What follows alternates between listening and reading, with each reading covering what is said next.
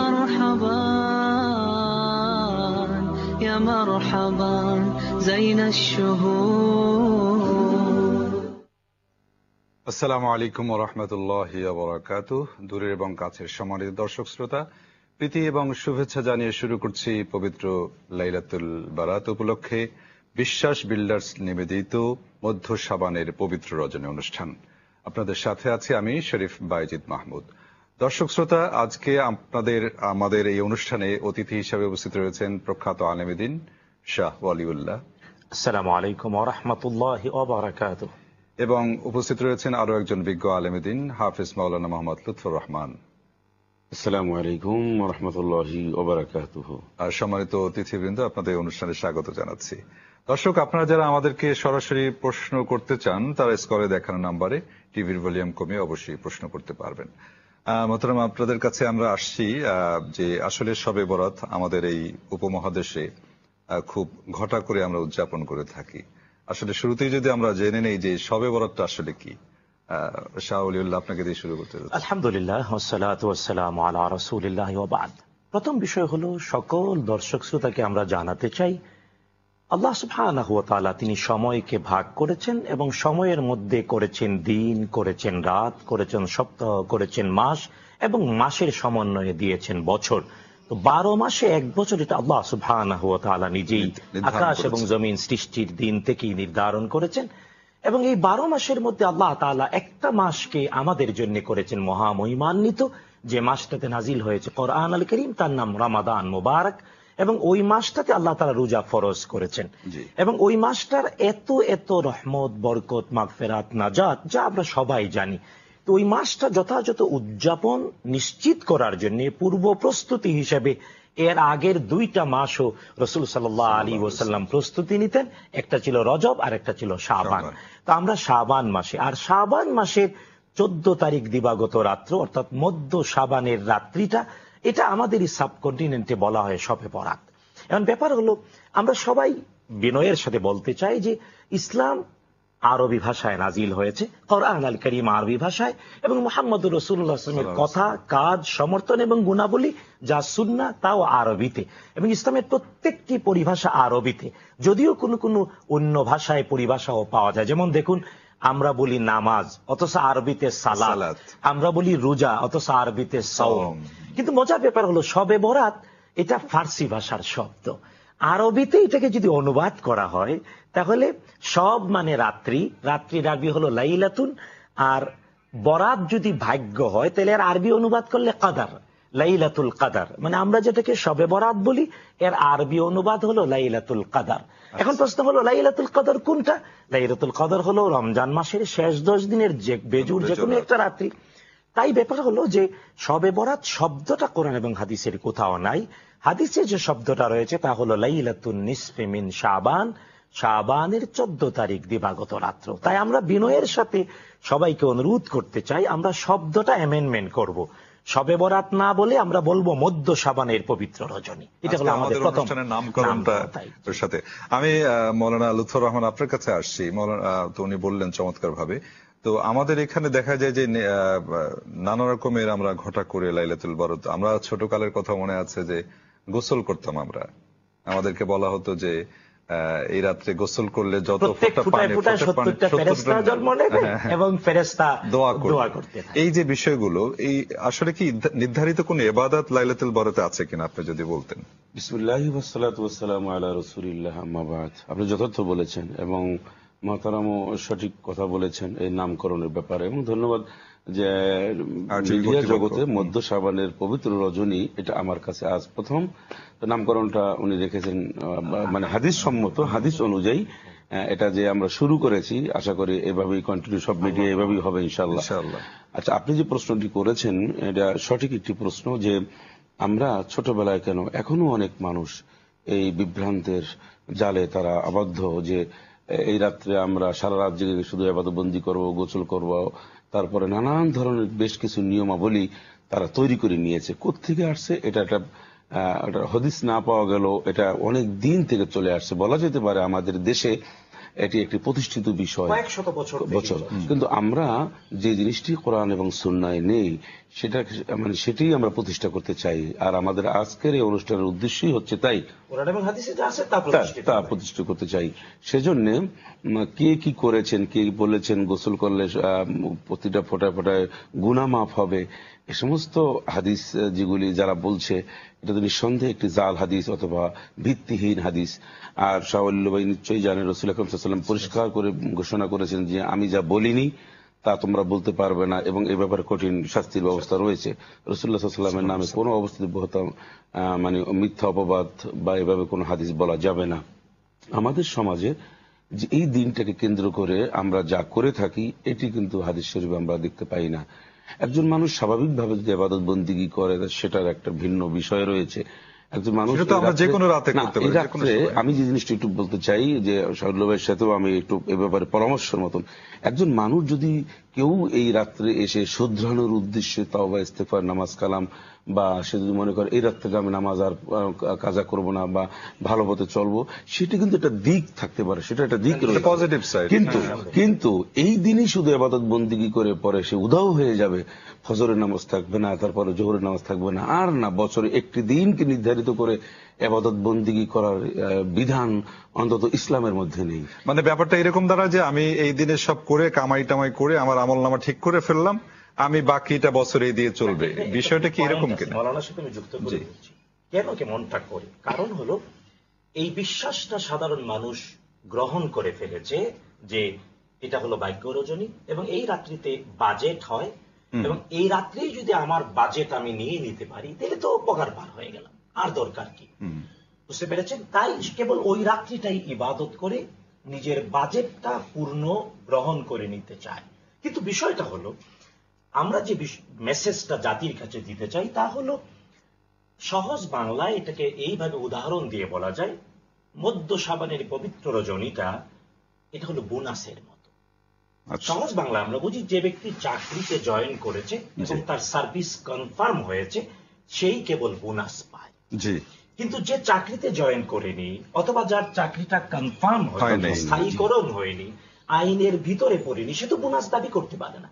সহজ বাংলায় বললে আরেকটা ছোট্ট উদাহরণ, গ্রামে গঞ্জে বাজারে গেলে ছোট মাছ এই ভাগা দেয়, ভাগা তো মাছ কিনলে ভাগার সাথে একটু মুফত দেয়।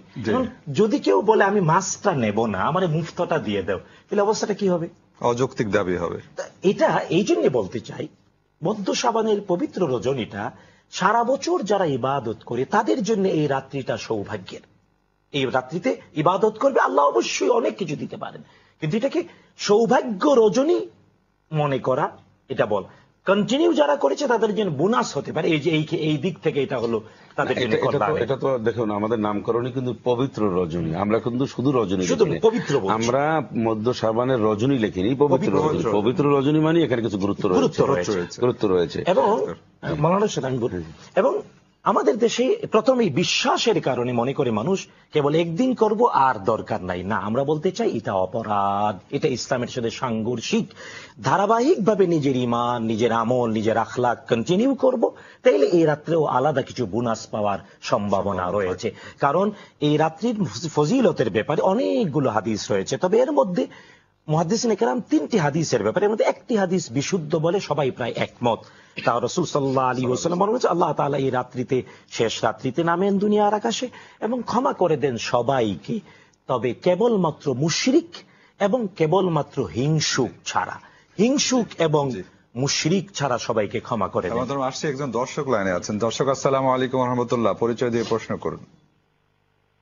হ্যালো। ওয়ালাইকুম আসসালাম, কে বলছেন বোন, কোত্থেকে? আসমা, সাভার থেকে। জি জি, প্রশ্ন করুন।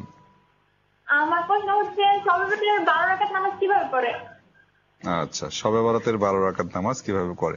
ধন্যবাদ বোন। আপনার প্রসঙ্গে আমরা আলাপ করছিলাম যে মোহতারাম আপনার কাছে আসি, যে স্পেশাল মানে নির্ধারিত কোন, উনি যেমন বললেন যে 12 রাকাত নামাজ কিভাবে পড়ে, এটা একটু বলেন। না, আমরা আসছি, আরো একজন কলার আছেন। দর্শক আসসালামু আলাইকুম ওয়া রাহমাতুল্লাহ, পরিচয় দিয়ে প্রশ্ন করুন। আসসালামু আলাইকুম, আমি আখি বলছি ঢাকা থেকে। জি, প্রশ্ন করুন বোন। আমার প্রশ্ন হলো যে অনেকে তায়েফের ঘটনার সাথে শবে বরাতটাকে সংযুক্ত করার চেষ্টা করেন, যে নবীজি দাঁত ভেঙে গিয়েছিলেন, মানে নবীজি ওদের যুদ্ধে দাঁত ভেঙে গিয়েছিলেন ইত্যাদি ইত্যাদি, এই শবে বরাতের সাথে যুক্ত করেন। আমার প্রশ্নটা হলো এটার সাথে এটা কোনো সম্পর্ক আছে কিনা। আর একটি প্রশ্ন হলো যে কবর জিয়ারত সম্পর্কে যে হাদিসটা আছে এটা কি সহি শবে বরাতের রাতে? আর আমরা তো সাধারণ মানুষ, আমরা কিভাবে বুঝবো যে কোন হাদিসটা সহি আর কোনটা সহি না? এ ব্যাপারে যদি মহতারাম কিছু বলেন। জি ধন্যবাদ বোন, আপনার দুইটা গুরুত্বপূর্ণ প্রশ্ন। মহতারাম আপনার যে 12 রাকাত প্রসঙ্গে এখানে বিষয়টা হচ্ছে এই যে এভাবে এই দিনকে কেন্দ্র করে বিশেষ রোজা, বিশেষ এই রাতটাকে কেন্দ্র করে বিশেষ রোজা, বিশেষ 12 রাকাত, 16 রাকাত, 8 রাকাত, এটার কোনো ভিত্তি নেই, সুস্পষ্ট কথা। এখন কোন মানুষ যদি নফল ইবাদত বন্দি করতে চান 12 রাকাত কেন, সে 22 রাকাত করতে, মানে যত ইচ্ছে তত করতে পারেন। কারণ ওমা তুকাদ্দিমু লিআনফুসিকুম মিন খাইরিন তাজিদুহু ইনদাল্লাহ, বেশি বেশি করে নেক আমল করে আল্লাহর কাছে তোমরা প্রেরণ করো তোমার নিজের জন্য। এটা নফল নামাজ বা নফল রোজা ইবাদত বন্দি করতে কোনো বাধা নেই। তো এখন এইখানকার বিশেষ করে 3 দিন রোজা রাখতে হবে, 12 রাকাত নামাজ পড়তে হবে রাত জেগে। এখন এইটা বাজেট পাস করানোর যে একটা তদবির রাত হিসাবে আমরা ধরে নিয়েছি। আমি আপনার ভাষাতেই বলছি যে এটা বিষয়টা এমনটি, আপনি যেটা বলছেন যথার্থ বলেছেন। এখানে তো আমরা যেন আল্লাহর কাছে তদবির করতেছি শুধু এই রাত্র এসে পরে এখন খোঁজ খবর যুক্ত করে বলি যে আসলে বিশেষ কোন ইবাদত নাই। আর হ্যাঁ, বিশুদ্ধ হাদিসগুলোতে যে কথাগুলো প্রমাণিত এবং সব ইমামরা, আলেমরা, মুহাক্কিকরা একমত যে এই রাত্রিতে ইবাদত করবে ব্যক্তি একাকী নিজের ঘরে। আমরা সবাই ঘর ছেড়ে মসজিদে চলে যাই। জেনে রাখা উচিত রাসূল সাল্লাল্লাহু আলাইহি ওয়াসাল্লাম, সাহাবায়ে কেরাম, তাবেঈন, উলামা, আইম্মা, মুহাক্কিকিন এই রাত্রিতে ইবাদত করেছেন, তবে নিজের ঘরে, পরিবার পরিজন সবাইকে নিয়ে। কারণ আমরা ফরজ নামাজগুলো মসজিদে পড়বো, কিন্তু নফল নামাজ এবং নফল ইবাদতগুলো ঘরের মধ্যে করব। এটা আর 12 রাকাতেই এই রাত্রিতে না, কোন নির্দিষ্ট সংখ্যা দিয়ে কোন রাকাত এই রাত্রিতে নেই। জি কলার আছেন সম্ভবত। আসসালামু আলাইকুম। ওয়ালাইকুম আসসালাম, আমি জিরাতলা থেকে রাফাত বলছি। জি প্রশ্ন করুন। আমার একটা প্রশ্ন আছে, শবে রাতে কি সালাতুত তাসবিহ পড়া যাবে কিনা? আর সালাতুত তাসবিহ কত রাকাতের নামাজ, কিভাবে পড়বে একটু বলবেন কি ভাই? আচ্ছা ধন্যবাদ। আরো একজন কলার আছেন। আসসালামু আলাইকুম ওয়া রাহমাতুল্লাহ, পরিচয় দিয়ে প্রশ্ন করুন। আসসালামু আলাইকুম। ওয়ালাইকুম আসসালাম। জি হুজুর, মহিলাদের শরীর খারাপ হলে আজকের রাত্রে করণীয় কি? আচ্ছা ধন্যবাদ আপনাদেরকে, আপনারা আমাদের সঙ্গে থাকুন। জি মোহতারাম, কবর জিয়ারত প্রসঙ্গে যে আসছে, তায়েফের সাথে তুলনা দেন এবং কবর জিয়ারত, দুটি প্রশ্ন। প্রথম প্রশ্ন হলো যে ওই বিভিন্ন ঘটনার সাথে দাত মোবারক শহীদ উহুদের অথবা তায়েফের অথবা বদরের যুদ্ধের সাথে মিলিয়ে শবে বরাত না, এর কোনো ভিত্তি নেই। জি তারপরে হলো যে কবর জিয়ারত আয়েশা রাদিয়াল্লাহু তাআলা আনহা থেকে যে হাদিসটি বর্ণনায় রয়েছে, এই হাদিসটিকে বিশুদ্ধ বলেননি মুহাদ্দিসিনে কেরাম। সবাই একমত হাদিসটি বিশুদ্ধ নয়, তবে এটা দুর্বল হাদিস। যদি কেউ জিয়ারত করতে চায়, দোয়া করতে চায়, কোনো সমস্যা নেই, করতেই পারে। তবে কেবল এই রাত্রিতেই জিয়ারত করব, অন্য সময় করব না, এমনটা যাতে না হয়। আর একজন প্রশ্ন করেছেন রাফাত, যে সালাতুত তাসবিহ এই রাতে পড়া যাবে কিনা। আরেকটা প্রশ্ন রয়ে গিয়েছিল এর মধ্যে, যে সাধারণ মানুষ বুঝবে কিভাবে করে হাদিস বিশুদ্ধ কিনা। আসলে এই ক্ষেত্রে তো শোনেন, আমরা অসুস্থ হলে একজন ভালো ডাক্তারের কাছে যাই, বাড়ি বানাতে ভালো একজন ইঞ্জিনিয়ারের কাছে যাই, অথবা আইনের প্রয়োজন হলে খুব ভালো একজন ব্যারিস্টার বা অ্যাডভোকেটের কাছে যাই। তো এগুলো আমরা কিভাবে নির্ধারণ করি? সাধারণ মানুষ হয়েও স্বাভাবিকভাবে কিছু সামাজিক মানে পারদ রয়েছে, বেরোমিটার রয়েছে, যেভাবে পরিষ্কারভাবে প্রমাণ হয় কে ভালো অ্যাডভোকেট, কে ভালো আইনজীবী, কে ভালো ডাক্তার। তো এই জন্য কোরআন এবং সুন্নাহর কথা জানতে গিয়ে কার একাডেমিক্যাল কোয়ালিফিকেশন রয়েছে, কে অভিজ্ঞ, কে লেখাপড়া করে, এমন আলেমের কাছে। এবং এখন তো সরাসরি কোরআন হাদিস অনুবাদ তাফসীর পাওয়া যাচ্ছে, এগুলো জানা যাবে। আমরা আরো একজন কলার রয়েছেন, সম্ভবত অনেক দূর থেকে করেছেন, সৌদি আরব থেকে। যে ভাই প্রশ্ন করুন। আসসালামু আলাইকুম ওয়া রাহমাতুল্লাহ। আসসালামু আলাইকুম, কেমন আছেন? আলহামদুলিল্লাহ। কে বলছেন ভাইয়া, কোত্থেকে? আমি সৌদি থেকে মনির বলছিলাম, লুৎফুর হুজুরের ভাগিনা। আচ্ছা জি, আপনি তো লুৎফুর হুজুরের ভাগিনা হলে আমাদের সবার ভাগিনা। জি মনির, জি প্রশ্ন করুন। জি প্রশ্ন করুন। প্রশ্ন এটা খুব সুন্দর অনুষ্ঠানটা, খুব ভালো লাগতেছে আপনাদের এই অনুষ্ঠানে। আলহামদুলিল্লাহ, প্রশংসা করার জন্য বাস ফোনটা দিলাম। ধন্যবাদ। আপনার প্রশংসা করার জন্য ফোন দিয়েছেন, এটা আমরা খুশি হয়েছি যে আলহামদুলিল্লাহ যে RTV এত চমৎকার একটা আয়োজন করেছে। আমরা আরেকটা প্রশ্ন ছিল যে সালাতুত সালাতুত তাসবিহ। তাসবিহ। জি সালাতুত তাসবিহ নামাজটি পড়া জায়েজ, যে কোনো সময় পড়তে যে কোনো দুর্বল সময় হাদিস। পড়তে পারে এবং এটি সহিহ হাদিস দ্বারা প্রমাণিত। কিন্তু শবে বরাতের দিন হাদিসটা দুর্বল, পড়বো কি হাদিসটা পড়বো না, দুর্বল, হ্যাঁ এটা না, আজকে রাত্রে পড়া যাবে কি যাবে না এইটা না, আপনি যে কোনো রাতের যে কোনো সময়। আর সালাতুত তাসবিহ নামাজ যে রাতেই পড়তে হবে হাদিসটা বিষয়টি। দুর্বল আর কি, সালাতুত তাসবিহের না, হাদিসটা এখন আমরা দুর্বল। আমলের ক্ষেত্রে তো আমলটা তো ভালো, আমলটা ভালো আমল, কিন্তু এই যেহেতু রাত্রেই না। এই রাত্রেই করতে হবে আমল। আচ্ছা, যে আরো একজন দর্শক আছেন, আসসালামু আলাইকুম রহমতুল্লাহ, পরিচয় দিয়ে প্রশ্ন করুন। আমি রফিকুল ইসলাম শ্যামপুর থেকে বলছি। জি। আমার একটা প্রশ্ন হচ্ছে, আমরা বিভিন্ন চ্যানেলে প্রায় শুনি অনেক মাওলানা সাহেবরা বলেন যে সর্বরাত বলতে আসলে সহিহ হাদিস দ্বারা এটা প্রমাণিত নয়, জি। এই ধরনের কোনো কিছু নাই। এই ব্যাপারে আপনাদের মতামত জানতে চাচ্ছিলাম এবং শাহ ওলিউল্লাহ স্যারকে বলতে এই ব্যাপারে একটু বলার জন্য। আচ্ছা, দর্শক আপনি আসলে যদি আমাদের সাথে শুরু থেকে থাকতেন বা থেকে ছিলেন যদি হয়, তাহলে আপনি শুনে থাকবেন যে এ বিষয়ে কিন্তু আমরা আলোচনা করেছি। আমরা কিন্তু কখনোই বলছি না যে শবে বরাতের কোনো মানে এর মানে মধ্য শাবানের পবিত্র রজনীর কোনো ভিত্তি নেই, এ কথা বলছি না। কারণ আমরা সংশোধনের জন্য নামটা বলছি। সংশোধন এবং এর কিছু আমল আমল রয়েছে, পরিবর্তন আমল করা। রয়েছে, এই বিষয়টি কিন্তু স্বীকার করতেই হবে। আর এটি যে নাই এটা বলে প্রতিষ্ঠিত করা, এটা এভাবে ঠিক না, কারণ এটা আমাদের যুগ যুগ থেকে চলে আসছে। এবং এখানে অতিরিক্ত যে বিষয়গুলি যেগুলি শরীর সম্বন্ধ, এগুলি আমরা পরিহার করার জন্য বলছি, আমরা টোটাল বিষয়টাকে উপেক্ষা করতে বলছি না। জি জি জি। এরপরে আরেকটি প্রশ্ন আছে যে একজন বোন প্রশ্ন করেছিলেন যে মহিলাদের যে শরীর খারাপ থাকে, অপবিত্র থাকে, তখন তারা কি আমল করবে? আসলে বিষয়টা হলো যে একজন নারী তার ইচ্ছায় নয়, এটা আল্লাহ সুবহানাহু ওয়া তাআলার নেচার, প্রাকৃতিক বাস্তবতা। একজন নারী অসুস্থ হচ্ছেন এবং অসুস্থ হলে তিনি কেবল কোরআন সরাসরি ধরে তেলাওয়াত করতে পারেন না, নামাজ তার জন্য আল্লাহ ক্ষমা করে দিয়েছেন, তাই তিনি ইস্তেগফার করবেন, তওবা করবেন, দোয়া করবেন, স্বাভাবিক আমলগুলো করবেন। কোরআন তো তুমি না ধরে পড়তে পারবেন, মুখস্থ তেলাওয়াত করতে পারবেন, তবে হ্যাঁ ইস্তেগফার করবেন, দোয়া করবেন, ক্ষমা প্রার্থনা করবেন, এগুলা করবেন। আচ্ছা, আমি এখানে অনেকে মনে করেন যে দুরূদ শরীফ পড়া যাবে না, অনেকে কিন্তু এই চিন্তা করে যে ওযু না থাকলে দুরূদ শরীফ পড়া যাবে না। ওযু না থাকলে যদি কোরআন শরীফ পড়া যায়, পবিত্র থাকলে দুরূদ শরীফ পড়া যাবে, এই বিষয়টি কিন্তু অনেকের একটা। আমাদের এখানে প্রচলিত অনেকগুলো রসম রেওয়াজ আছে, যেমন আলোকসজ্জা করা হয় লাইলাতুল বারাত উপলক্ষে, আবার পটকাবাজি করা হয়। এখন অবশ্য প্রশাসন নিষিদ্ধ করেছেন, কিন্তু তারপরে দেখা যায় অলিতে গলিতে হচ্ছে, রাতে ঘুমানো যায় না। আমি আর একটু শেষ করি। তারপর হালুয়া রুটি, তারপরে মানে অনেকে ফ্রিজ আপ করে রাখে, ইত্যাদি বিষয়গুলো। কলার আছেন, আমরা আসছি এই প্রসঙ্গে। আসসালামু আলাইকুম রহমতুল্লাহ। হ্যালো হ্যালো, আসসালামু আলাইকুম। ওয়ালাইকুম আসসালাম রহমতুল্লাহ। জি, কে বলছেন? বোন, আমি খুলনা থেকে বলছি। জি। আমি শাপলা। জি, প্রশ্ন করুন। আমার প্রশ্ন শবে বরাতে আজকে কি কি করলে বেশি সওয়াব হবে এটা জানার জন্য আজকে। আচ্ছা, জি, ধন্যবাদ। জি জি মোহতারাম। যে আমার প্রশ্নটা ছিল যে রসম রেওয়াজ, উনি তো বলছেন যে কি কি করলে। রসম রেওয়াজ তো রসম রেওয়াজ, এটার রসম রেওয়াজ কিন্তু শরীর সম্মত না, হাদিস সম্মত না। এখন রসম রেওয়াজই হচ্ছে যে যেটা কোরআন সুন্নাহর বাইরে, সেটাকে রসম রেওয়াজ বলা হয়। সেটা আতশবাজি বলেন, পটকাবাজি, তারপরে এই যে রুটি হালুয়া যা বললেন, এবার ছেলেরা ভ্যানের উপরে উঠে হই হুল্লা করে, নানান ধরনের। কেউ এটাকে একটা আনন্দ উল্লাসের রজনী হিসাবেও কিন্তু আবার অনেকে আবার এটা গ্রহণ করে। টোটালটা বেদাত। এইগুলি সংশোধনের জন্যই আমাদের আজকের আয়োজন। জি, এই কিছুদিন আগে এইরকম শবে বরাত উদযাপন করতে গিয়ে কিন্তু পটকাবাজি করতে একটা অ্যাক্সিডেন্ট হয়ে কয়েকজন ইন্তেকাল, মারা গেছিলেন। এই যে কত রকম। আসলে এই ক্ষেত্রে আমরা খুব বিনয়ের সাথে বলবো যে একান্ত ইবাদতের রাত্রি এটা। নিজেরা ঘরে ছেলে মেয়ে পরিবার পরিজন নিয়ে ইবাদত করবে ঘরের মধ্যে। ঘর ছেড়ে মসজিদে সবাই চলে যাবে না, এটা হাদিস দ্বারা প্রমাণিত না। হাদিসে হলো ঘরে ঘরে করবে, পরিবারে নিজেরা সারা বছরের ধারাবাহিকতায় এই রাত্রিতেও করবে।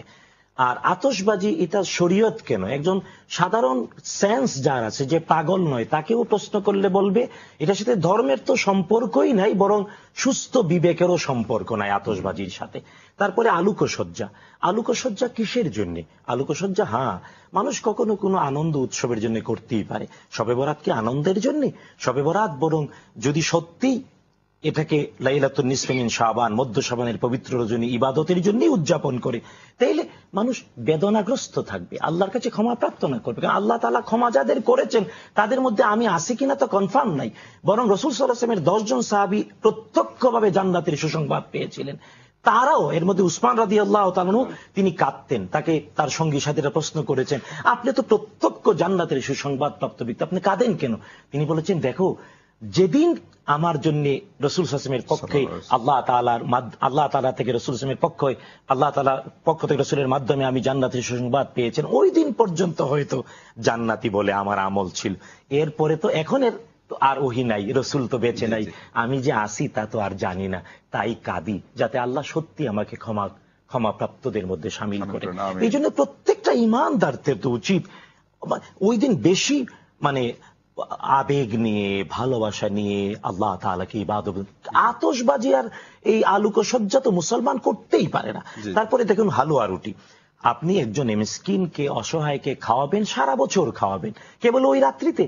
বাস্তবতা হলো, আপনি বললেন ফ্রিজ তো সবে মাত্র না, এখন না আমাদের এটা এসেনশিয়াল হয়ে গেছে, অ্যাভেলেবেল, কিন্তু 5-10 বছর আগে তো আর ফ্রিজ সব জায়গায় ছিল না।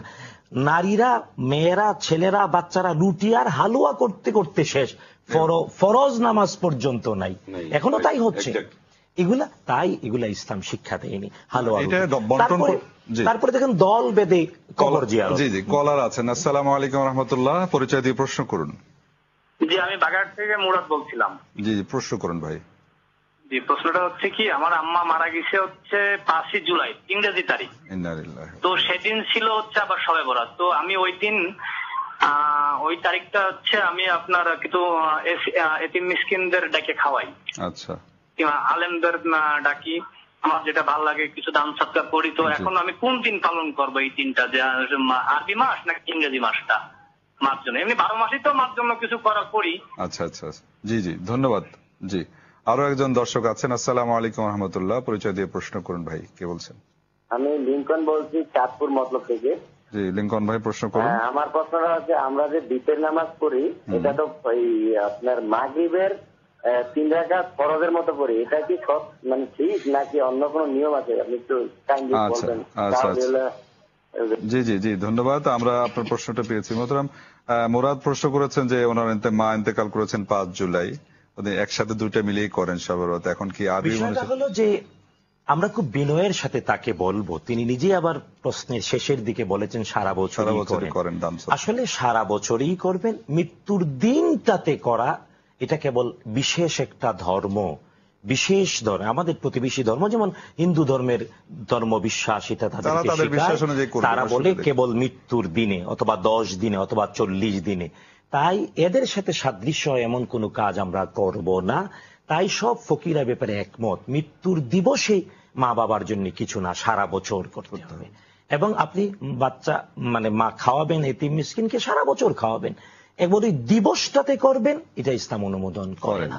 কারণ দিবসটাতে করলে পরেই 365 দিন এর মধ্যে একদিন রিজার্ভ হয়, 364 দিন বাতিল হয়ে যায়, এবং এটাই চলছে। বরং আল্লাহ তাআলা নিজে দোয়া শিখিয়ে বলেছেন মা বাবার জন্য দোয়া করতে, রব্বির হামহুমা কামা রাব্বায়ানি সগীরা, এবং এই জন্য আলেম ডাকতে হয় না, নিজে নিজেই করলে আরো বেশি খুশি হন আল্লাহ। জি, মাওলানা লুৎফর রহমানের কাছে আসছে যে বেতের নামাজ মাগরিবের মতো পড়তে হয়, বা আর কোন বিকল্প নিয়ম আছে কিনা? বেতের নামাজ আদায়ের কয়েকটি নিয়মাবলী রয়েছে। আমরা যে নিয়মে বেতের নামাজটা আদায় করি, এটি হচ্ছে ইমাম আবু হানিফা রাহিমাহুল্লাহ, ওনার সিস্টেম বা নিয়ম অনুযায়ী এটি আদায় করলে হয়ে যাবে। রাসূল আকরাম সাল্লাল্লাহু আলাইহি ওয়াসাল্লামের একটা হাদিস রয়েছে যে তোমরা মাগরিবের নামাজ এবং বেতের নামাজ এক করো না। সেজন্য যে ওই যে আমরা বেতের নামাজে যে বৈঠকটা, প্রথম যে বৈঠকটা যে দেওয়া হয় না, এটা জায়েজ রয়েছে, এটা হাদিস সম্মত। কিন্তু যেভাবেই বেতের নামাজ আদায় করবে সেভাবে বেতের হয়ে যাবে। এটি হচ্ছে এই বেতের নামাজ পড়া নিয়ে আমাদের সমাজে যেভাবে মানুষের মধ্যে বিরাট এক ধরনের জল্পনা কল্পনা, কি এটা একটা সমাধান হওয়া উচিত সরল ভাই, যে এটা একটা সমাধান হওয়া উচিত, যেখানে সেখানে এই আলোচনা আসছি, আমাদের বিরতিতে যেতে হচ্ছে। দর্শক, আপনারা দেখছেন বিশ্বাস বিল্ডার্স নিবেদিত মধ্য শাবানের পবিত্র রজনী। আশা করছি আমাদের সঙ্গে থাকবেন। আমরা নিচ্ছি ছোট্ট একটি বিজ্ঞাপন বিরতি।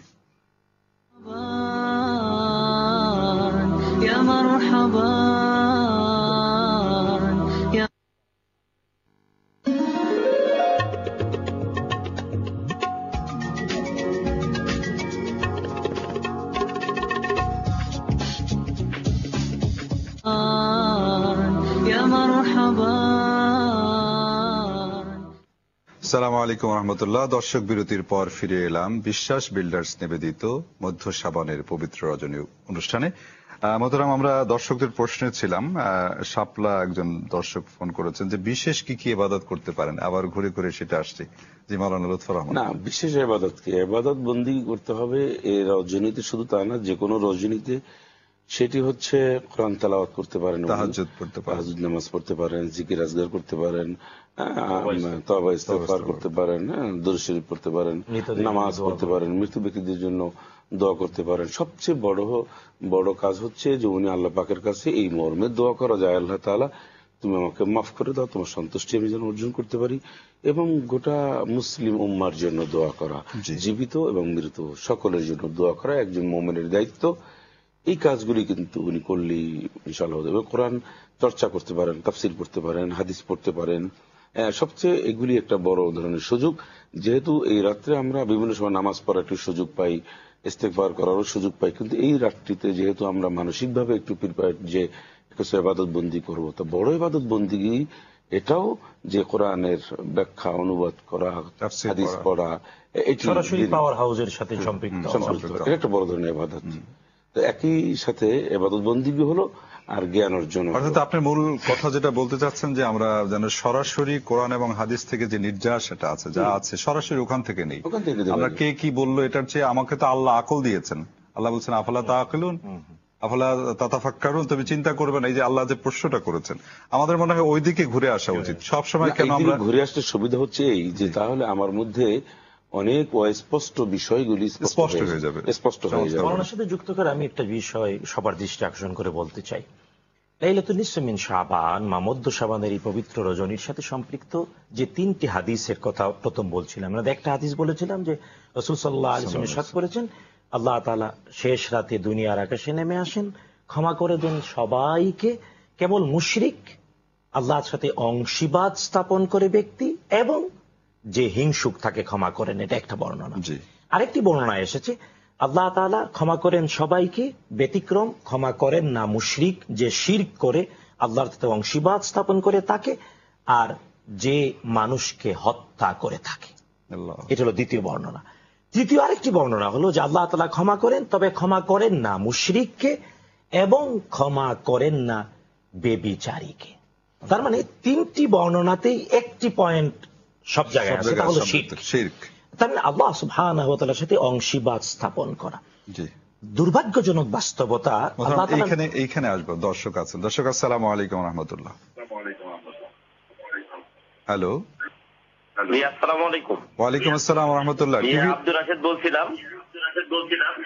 আপনার শায়েখ ওলিউল্লাহ সাহেব যে দর্শক, আপনার টিভির ভলিউমটা কমিয়ে প্রশ্ন করুন। রাতে আল্লাহ তাআলার সপ্তম আসমানে নেমে আসেন এই মর্মে যে তিরমিজির 736 নম্বর হাদিসটা আছে, এটা তো জয়ীফ হাদিস। আর বুখারীর হাদিসে আছে যে আল্লাহ নবী সাল্লাল্লাহু আলাইহি ওয়াসাল্লাম বলছেন প্রত্যেক রাতে তৃতীয় অংশে আল্লাহ তাআলা সপ্তম আসমানে নেমে আসেন। তাহলে আমরা যদি একটা নির্দিষ্ট দিন গণনা করে যদি তিরমিজির এই জয়ীফ হাদিসকে গ্রহণ করি, তাহলে আমাদের সহিহ হাদিসটা কিভাবে জাতি জানবে? জি ধন্যবাদ আপনাকে। জি মতন আপনার কাছে আসে, যেহেতু আপনাকে যেটা বলছিলাম যে শিরক আল্লাহ সুবহানাহু ওয়া তাআলা ঠিক এইভাবে আমাদের বাস্তবতা তুলে ধরেছেন, ওমা ইউমিনু আকতারুহুম বিল্লাহি ইল্লা ওয়া হুম মুশরিকুন। অর্থাৎ আল্লাহ তাআলা বলছেন অনেকেই ঈমানের দাবি করে, ঈমান এনেছে বলবে, কিন্তু ভিতরে মুশরিক। তো আসলে তার মানে শিরক ঈমানদারের মধ্যেও শিরক হতে পারে, ঈমানের ভিতরেও শিরক ঢুকে যেতে পারে। বাস্তবতা তাই। রাসূল সাল্লাল্লাহু আলাইহি ওয়াসাল্লাম ব্যাপারটাকে স্পষ্ট করার জন্য এইভাবে বলেছেন যে আমার উম্মতের মধ্যে, বিশ্বাসীদের মধ্যে শিরক এমন ভাবে প্রবেশ করবে যেমন অমাবস্যার কালো রাত্রিতে কালো পাথরের উপরে কালো পিপিলিকা হাতে। আচ্ছা, তার মানে শিরক অতি সূক্ষ্ম এবং অজান্তে এবং অতি সন্তর্পণে ঢুকে যাবে। বাস্তবে তাই হচ্ছে। তাই আল্লাহ তাআলা ক্ষমা করেন সবাইকে, যারা শিরক করে তাদেরকে ক্ষমা করেন না। তাই দুই জায়গায় আল্লাহ বলেছেন, আল্লাহ শিরক যারা করে তারা তওবা যদি না করে তাহলে কখনো ক্ষমা করবেন না। তাই আমাদের উচিত জাতি হিসেবে শিরক থেকে বেঁচে থাকা। এটা আমার নিজেকে, সকল দর্শক সবাইকে বলতে চাই। তারপরে যে তিনটি হাদিসে তিনটি কথা এসেছে, এক নম্বর যে হিংসা করে, হিংসুককে আল্লাহ তাআলা ক্ষমা করেন না। আসলেও আজকের বাংলাদেশ, আজকের পরিবার, পরিজন, সমাজ, জাতি, আমরা যদি দেখতে পাই আমাদের অবনতির কারণ কি, উন্নতির অন্তরায় কি, ধ্বংসের কারণ কি, তাহলে সবাই এক বাক্যে বলবে হিংসা। আমাদের একজন আরেকজনের প্রতি হিংসা, আর হিংসার আগুনে জ্বলে মরছে জাতি, শেষ হয়ে যাচ্ছে। তাই যাদের মধ্যে হিংসা নাই তারা আল্লাহর ক্ষমা পাবে। আমাদের উচিত জাতিগতভাবে হিংসা মুক্ত হওয়ার চেষ্টা করা। দ্বিতীয় আরেকটা পয়েন্ট হলো যে হাদিসে মানুষকে হত্যা যে করে আল্লাহ তাকে ক্ষমা করেন না। আসলে দুর্ভাগ্যজনক বিষয়, আজকের পৃথিবীর দেশ দেশান্তরে পরিবার, সমাজ এবং অনেক জায়গায় অন্যায়ভাবে মানুষকে হত্যা করা হচ্ছে, অন্যায়ভাবে। তো ওই অন্যায় হত্যার সাথে যারা জড়িত তারাও হয়তো আজকে সারা রাত ইবাদত করবে, সারা মাস ইবাদত করবে, কিন্তু না, যদি না সত্যি যাদেরকে হত্যা করা হলো তাদের উত্তরাধিকারের কাছ থেকে ক্ষমা না নেওয়া হয়, তওবা মানে যাদেরকে হত্যা করা হয়েছে তাদের বেঁচে থাকা উত্তরাধিকারের কাছ থেকে ক্ষমা নিতে হবে, নাইলে আল্লাহ ক্ষমা করবেন না। তাই এই কাজটা করার জন্য অনুরোধ করছি আমরা। 3 নম্বর যে পয়েন্টটা, বেবিচার। দেখুন, এটা আমরা কেবল হুজুররা না, সাধারণ শিক্ষিত মানুষরাও সবাই বলে money is lost, nothing is lost. টাকা পয়সা হারিয়ে গেল, কিছুই হলো না। Health is lost, something is lost. স্বাস্থ্য হারিয়ে গেল, তাইলে কিছুটা। আর ক্যারেক্টার ইজ লস্ট, যার চরিত্র ধ্বংস হয়ে গেল তার সব ধ্বংস হয়ে গেল। তো আল্লাহ তাআলা রাসূল জানিয়ে দিলেন চরিত্র যার নাই তার ক্ষমা নাই। আজকের পৃথিবীতে সবচেয়ে বড় অভাব চরিত্রে। আমরা কয়জন বুকে হাত দিয়ে বলতে পারি আমি চরিত্রবান, নাকি বলো না?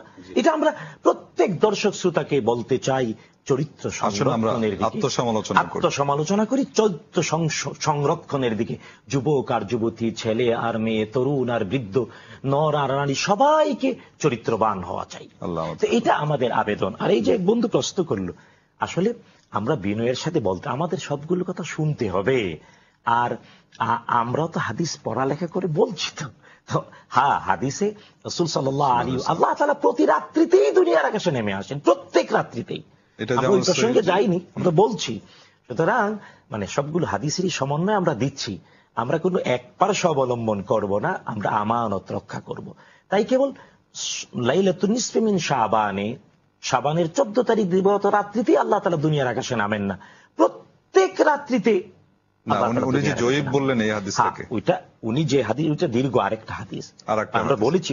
প্রায় মাত্র একটি হাদিস বিশুদ্ধ আলবানী বলেছেন, আর 2টি হাদিসের ব্যাপারে ভিন্ন ভিন্ন মত রয়েছে, যে 3টি হাদিস আপনি বলেছেন। এছাড়া অন্য সবগুলো বর্ণনাই হলো দুর্বল, এবং অনেকগুলো রয়েছে ফেব্রিকেটেড অথবা একেবারেই ভিত্তিহীন। জি, অথবা এই বিষয়ে আপনি কি বলতে যাচ্ছিলেন? আমি একটু পয়েন্ট ধরতে চাই। যে পয়েন্টগুলি বলেছেন, মূলত এই পয়েন্টগুলি আমাদের বোঝা এবং এটা ওইটা উচিত।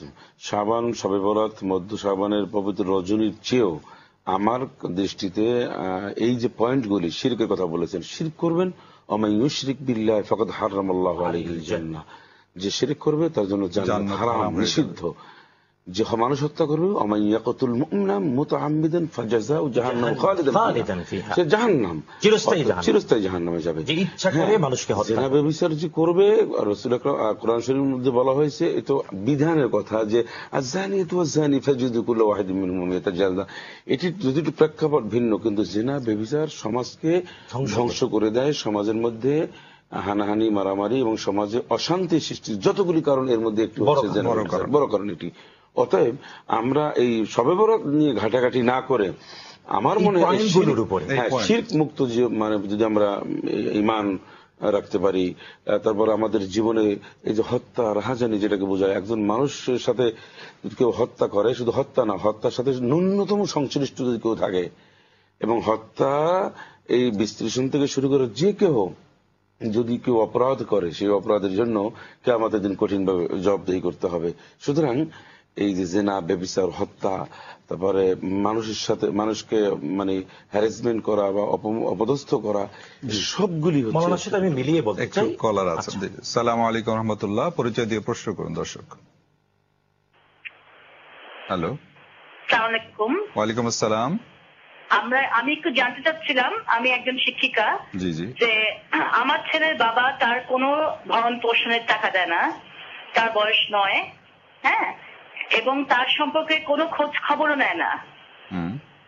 হ্যাঁ, তার বয়স 9, সেক্ষেত্রে তার সাথে আল্লাহ তাআলা কি করবে এই ব্যাপারে আমি জানতে চাচ্ছি।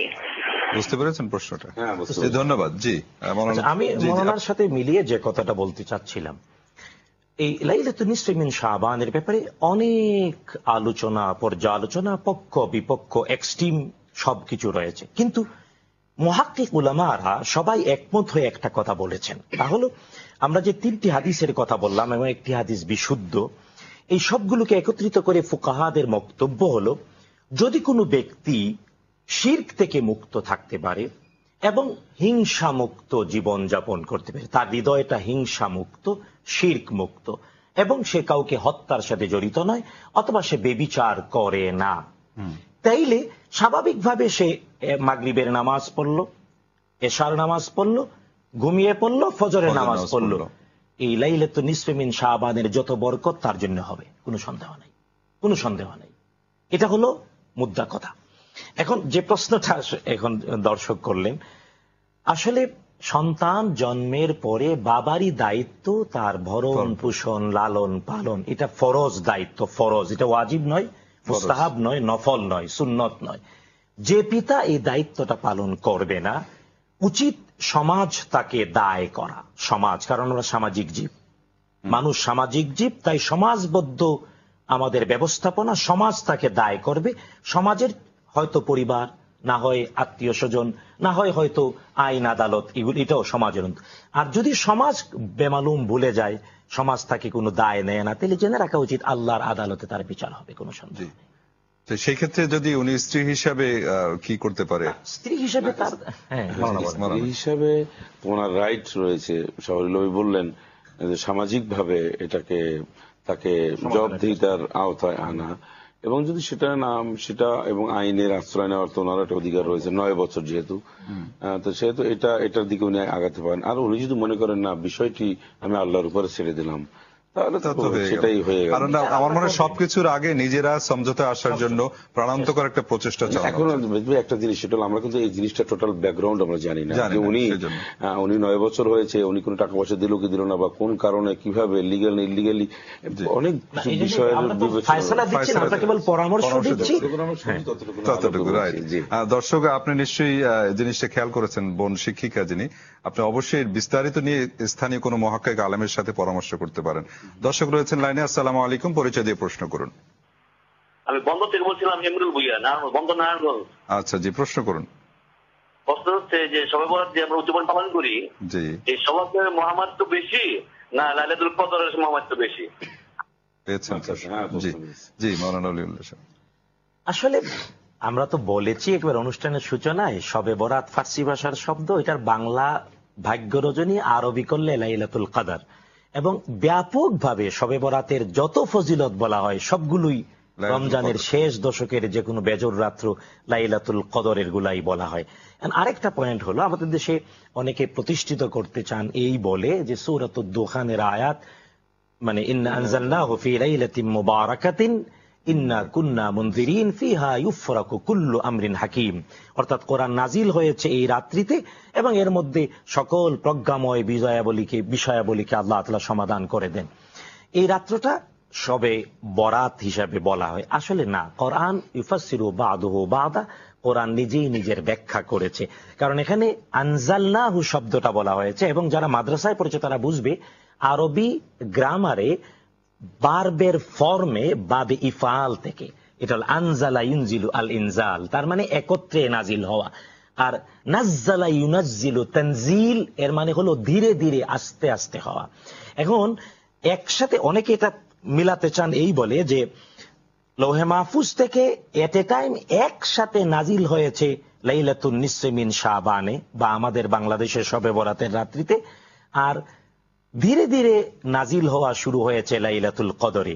এটা মিলে না, কারণ আল্লাহ তাআলা যিনি কোরআন নাজিল করেছেন তিনি সূরাতুদ দুখানে যে শব্দটা বলেছেন ইন্না আনজালনাহু, তিনি আবার একই শব্দ বলেছেন ওই যে সূরাতুল কদরের মধ্যে। সূরাতুল কদর আনজালনাহু ফি লাইলাতিল কদর, এখানেও বাবে ইফালের শব্দটা, যে শব্দ দ্বারা একত্রে একসাথে এট এ টাইম নাজিল হওয়া বোঝায়, তাই একই শব্দ একই ভার্বের ফর্মে ক্লিয়ার। তাই ওই এখানে আলাদা করা এক জায়গায়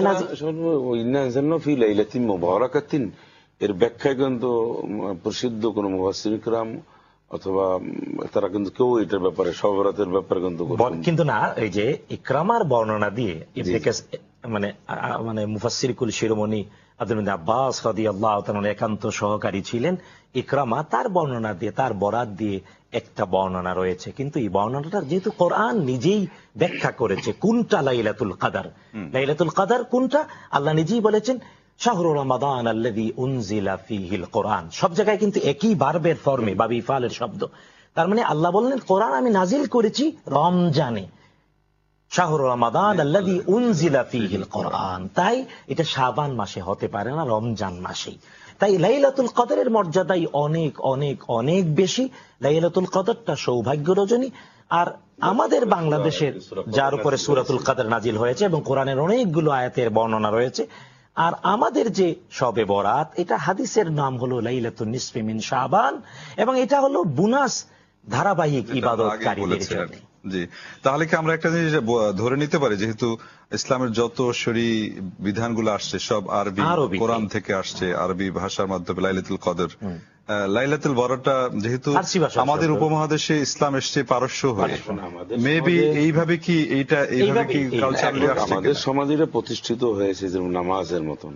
হ্যাঁ, নামাজ সালাত না বলে আমরা নামাজ বলি, রোজা বলি, এই যে সবাই বললেন, কিন্তু এটা ঠিক, কিন্তু আমাদের মূল বিষয়টা কি এটা কিন্তু ক্লিয়ার থাকলে হয়। কোরআন এবং সুন্নাহ যা বলেছে এর দূরের বাহিরে না। তাই আর এরই সাথে আমার মনে একটা আহ্বান করলে ভালো হয়, যেটা আপনি বলেছেন যে যারা বক্তা রয়েছেন, ইসলামী স্কলার রয়েছে, তারা অন্তত এই বিষয়টা নিয়ে যেন স্মুথলি একটা সমাধানে আসি। আমরা এটা নিয়ে একটা এমন একটা আচরণ বা এমন একটা সৃষ্টি না করি। আপনাকে একটা ল্যাঙ্গুয়েজ আমি ধরাই দেবো, একটা শব্দ, সেটি হচ্ছে যে একজন ধরুন খতিব, তিনি শবে বরাতের বিপক্ষে বলে আবার আজ শবে বরাতের দিন ওই একই মসজিদে অনুষ্ঠান যদি উনি করেন, তাহলে কিসের অনুষ্ঠান করবেন উনি? এক বেদাত যদি উনি বলেছেন বেদাত, ধরুন এভাবে অনেকে আমার কাছে প্রশ্নগুলি করেছেন, একটি বেদাতকে ঠেকাতে গিয়ে তুমি আবার একই জায়গায় একই রাত্রে, তাহলে সেটা কি হলো? এটা তো আমার শরীয়তের মধ্যে এটা নাই। যেহেতু ওটা যদি আমি যদি মনে করি এটা নাই, তাহলে এইটা ব্যাপারে আমি আগে বলেছি পরে বলবো, কিন্তু এই দিন এসে আবার আমার এই ব্যাপারে বলতে হবে এটি না। জি, কলার আছেন, একটু আসছি। দর্শক আসসালামু আলাইকুম, পরিচয় দিয়ে প্রশ্ন করুন। হ্যালো, আমি মিরপুর থেকে, আমার নাম সাইফুজ্জামান। জি, প্রশ্ন করুন। আমি জানতে চাচ্ছিলাম যে লাইলাতুল কদর, জি, যেটা বলা হচ্ছে রমজানের শেষ দশকে বেজর, জি, এখন সৌদি আরবে যেদিন কদর হচ্ছে ঠিক ওদিন আমাদের জোর থাকতেছে, ওদের থাকতেছে বেজর। এইখানে কিভাবে এটা একটু কন্ট্রাডিক্টরি মনে হয়, যদি একটু বুঝে বলতেন। জি মোহতারাম। আসলে ব্যাপারটা হলো যে কোন রাত্রটা, সৌদি আরবের রাত্রটা লাইলাতুল কদর, না বাংলাদেশের রাত্রটা লাইলাতুল কদর, না জাপানের রাত্রটা লাইলাতুল কদর, এটা প্রথমত হলো এটা আমাদের কাছে অস্পষ্ট। আমরা দাবি করতে পারি যে আমার বাংলাদেশের রাত্রটা লাইলাতুল কদর, সৌদি আরবের লোকজন দাবি করতে পারে সৌদি আরবেরটা, এটা এইভাবেই দাবি চলছে। তবে এর একটা সমাধানের চেষ্টা শুরু হয়েছিল এবং এটা চলমান রয়েছে। তা হলো যখন আরবি মাসের হিসাব গণনা কোন দেশের চাঁদ অনুযায়ী হবে, এটা কি মক্কার চাঁদ অনুযায়ী সারা পৃথিবীর চন্দ্রমাস গণনা হবে, না বাংলাদেশের আকাশ স্বাধীন বা তাই স্বাধীন বাংলাদেশের স্বাধীন আকাশ থেকে চন্দ্রের হিসাব শুরু হবে, যেমন বর্তমানে আমরা করি 1-2 দিন পার্থক্য হয় সৌদি আরব থেকে। এটা গবেষণার বিষয় এবং এটা নিয়ে এখনো গবেষণা চলছে, চলমান রয়েছে। তবে এই ক্ষেত্রে বাস্তবতা হলো যে গবেষণা যেহেতু চলমান এবং সবাই এখনো একমত হতে পারেনি, তাই আমরা বিনয়ের সাথে বলি চন্দ্রমাস গণনায় 2টি অভিমত রয়েছে, যে কোনো একটা গ্রহণ করলেই হবে। কেউ যদি বাংলাদেশে থেকে সৌদি আরবের সাথে মিলিয়ে রোজা, চন্দ্রমাস, চাঁদ গণনা করে, তাও এটা ভুল বলা যাবে না। আবার বাংলাদেশেরটাও করে, এটাও ভুল করা যাবে না। তবে হ্যাঁ, মাঝখানে আরেকটা পয়েন্ট থেকে যায়, তা হলো যে দেখুন আমরা আলেম ওলামা, যেমন মৌলানা বলেন, আমরা আমাদেরকে অনেক লোকজন অনুসরণ করে, আমরা কোনটা মানব? এই ক্ষেত্রে সহিহ মুসলিমের একটা হাদিস রয়েছে, রাসূল সাল্লাল্লাহু আলাইহি ওয়াসাল্লাম ইরশাদ করেছেন আবু হুরায়রা বর্ণনা করেছেন, যে রাষ্ট্র এবং সমাজ কোরআন এবং সুন্নাহর বিরুদ্ধে কোনো আইন করে না, তারা যদি মতবিরোধপূর্ণ বিষয়ে একাধিক মত রয়েছে, এর মধ্যে যে কোনো একটা মতকে গ্রহণ করে, তাইলে তাদের মতের সাথে ঐক্যমত পোষণ করো, বিরুদ্ধে যায় না, তাহলে বিশৃঙ্খলা তৈরি হবে। তো বাংলাদেশে আলহামদুলিল্লাহ এখন পর্যন্ত আমাদের রাষ্ট্র এবং সরকার কোরআন এবং সুন্নাহর বিরুদ্ধে কোনো আইন করে নাই, আলহামদুলিল্লাহ। তাই যেহেতু জাতীয় চাঁদ দেখা কমিটি রয়েছে, আর জাতীয় চাঁদ দেখা কমিটি একটা তারিখ ঘোষণা করে, আমরা সাধারণত ওই তারিখটাই ফলো করি। হ্যাঁ, এমনও তো হতে পারে জাতীয় চাঁদ দেখা কমিটিও একসময় সৌদি আরবের সাথে মিলিয়েও করতে পারে। এখন দর্শকের যে প্রশ্নটা, এতগুলো কথা বললাম, এর একটা সমাধান আসে এইভাবে, আমি নিজেতে দেখেছি। সৌদি আরব হলো আল্লাহ তাআলার কোরআনের ভাষায় উম্মুল কোরা, মাদার অফ ভিলেজেস, উম্মুল কোরা। আর সৌদির আকাশে সন্ধ্যা থাকতে থাকতে পৃথিবীর সব জায়গায় সন্ধ্যা হয়, রাত্র হয়। সৌদির আকাশে সন্ধ্যা হওয়া পর্যন্ত, সৌদির আকাশে সন্ধ্যা থেকে ফজরের পর্যন্ত যে রাত্র, সৌদির রাত্র থাকতে থাকতে পৃথিবীর সবটায় রাত্র হয়। আচ্ছা, এটা প্রমাণিত, প্রুফড। তাই মানে এটা একটা মানে এটা বাস্তবতা আর কি। মানে সৌদি আরবের রাত্র থাকতে থাকতে আমেরিকায় রাত্র শুরু হয়ে যায়, হয়তো জাপানে অনেক দিন গড়িয়ে যায়, দিন হয়ে যায়, কিন্তু সৌদি আরবের জাপানের রাত্র থাকতে থাকতে সৌদি আরবের রাত্র শুরু হয়ে যায়। তাই উম্মুল কোরা আল্লাহ তাআলা যে বলেছেন মাদার অফ ভিলেজেস, এটাকে যদি ধরে চন্দ্রমাস গণনা হয়, এটা অনেকটা ইফেক্টিভ হয় এই ক্ষেত্রে। যেমন ইয়মে আরাফা, আরাফার একটা দিনের, একদিনের রোজা 2 বছরের অপরাধের কাফারা। এখন বাংলাদেশের চাঁদের হিসেবে আরাফার দিন একদিন পরে, আর সৌদি আরবে একদিন আগে হচ্ছে। এখন এই ক্ষেত্রে আমরা দেখতে পাচ্ছি সৌদি আরব কবে, এই ক্ষেত্রে আমরা সব ইমামরা একমত যে চোখে দেখতে পাচ্ছি, শুনতে পাচ্ছি আরাফার দিন যেটা, ওই দিনই রোজা রাখবো, মানে আরাফার দিনের রোজাটা।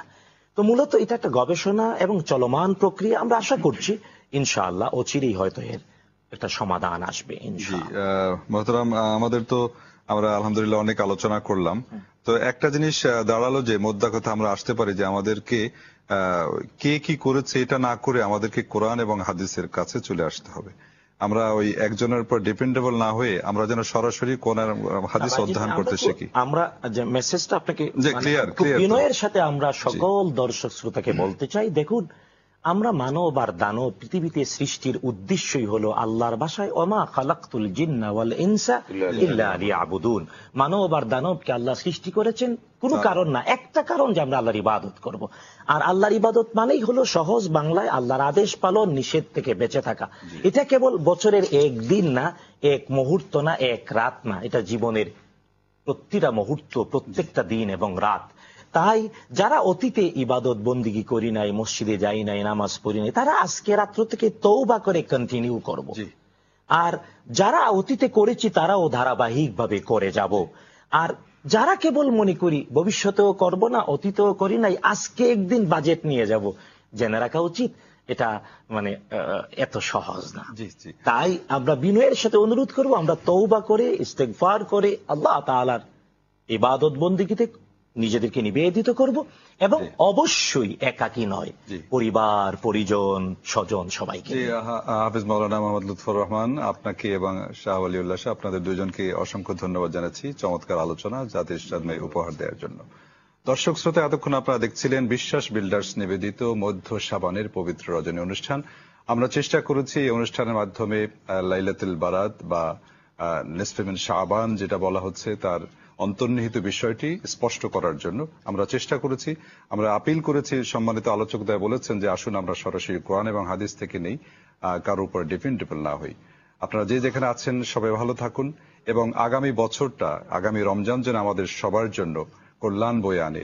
আমরা যেন সুস্থ শরীরে বাকি সিয়াম যেন আমরা পালন করতে পারি, সেই তৌফিক যেন মাবুদ আমাদের সবাইকে দান করেন। আপনারা সবাই ভালো থাকুন, সুস্থ থাকুন, থাকুন নিরাপদে। আসসালামু আলাইকুম ওয়া রাহমাতুল্লাহি ওয়া বারাকাতুহু। يا مرحبا يا مرحبا زين الشهور